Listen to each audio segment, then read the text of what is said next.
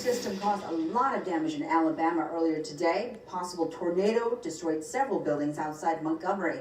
Luckily, no serious injuries are being reported. Yeah, big cleanup effort there. And part of the same system also left more than 8 inches of snow in Chicago, but most areas around Boston not expecting that much snow anymore. Now we have team coverage with everything you need to know about the storm tonight. Meteorologist Pete Bouchard and Chris Cloninger are tracking it all for us. First, let's start with Chris. Christy, Nick, road conditions deteriorating. In fact, my aunt and uncle taking my cousin Luke back up to college. This is 93 at the Lowell exit. Told them to leave early, which is some good advice.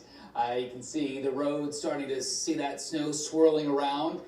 And that will be a problem as we go through the overnight. And you have that snow working in from the south, rain snow line starting to move up to the 95 corridor into southern Connecticut. And that is what we're watching, where we see that rain snow line set up tonight and where it goes during the day tomorrow. From Keene to Jaffrey, Wilton, we're seeing some moderate snow falling, moderate snow along the 128 corridor out to Framingham, Natick, Westwood, down to Norwood and Dedham. You are also seeing some moderate snow. The Cape Cod Canal east, we're seeing a break in the activity, and then a little bit farther to the west, we have very heavy snow falling out of Springfield. That's moving in our direction. Temperatures along the coast closer to freezing, but look at the cold air draining down from the north. Concord, New Hampshire, 16 degrees. That's what keeps interior parts of the Commonwealth below freezing for much of this event, which is concerning because here comes that wintry mix that stays over Worcester in the Route 2 corridor for about 10 hours. 10 hours of freezing rain possible up near Route 2 and west of 495. It transitions to rain along the coast. Look at that, 57 degrees in Plymouth. Meanwhile, Manchester, New Hampshire, 21 degrees. We might even hear some thunder roll through, and then it's the flash freeze as their temperatures go from the 50s into the 30s, 20s, and then teens overnight.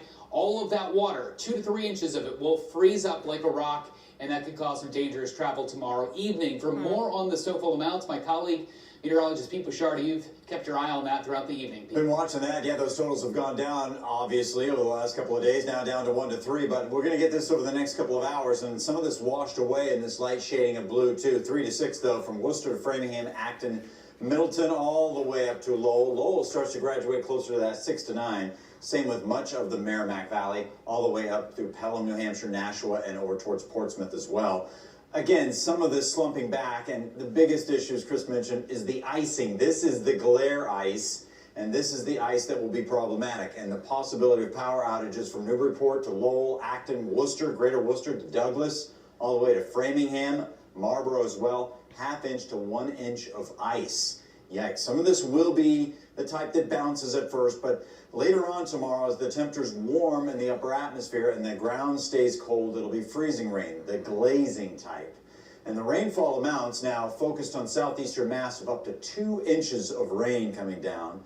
And the winds coming out of the east now and the northeast will turn more out of the southeast on Cape Cod and gust up to 50 to 60 miles an hour. This is a whole different world, as you know, on the Cape. And so thunderstorms may be part of the picture there, whereas the winds will go down a little bit towards Sunday morning, but then increase through the afternoon. This is the rush of cold that Chris just talked about that brings down those temperatures all along the South Shore and down through Cape Cod and brings on that flash freeze as well. Chris, back to you. And those wind chills will be going down at 6 o'clock. This is what it feels like if you don't have your gloves on, a scarf, or a hat. Your exposed skin. 7 o'clock in the morning on Monday, 18 degrees below zero in Boston, approaching 30 degrees below zero in Keene. Not much of a recovery during the late morning, early afternoon. Wind chill still in the double digits below zero. You can get frostbite within a half hour to an hour in these conditions if you're not dressed appropriately. Here's your exclusive 10-day forecast. Hey, it's been the theme this winter where it doesn't stay cold. We rebound right back into the 40s by the end of the week. Perhaps some colder air moving in for the weekend and beyond. All eyes, though, on the next 48 hours. That's why we have a first alert 2 days ahead, Sunday and Monday, because of the cold. Christy and Nick. All right, Chris and Pete, thank you for that. Well, the Patriots, they're getting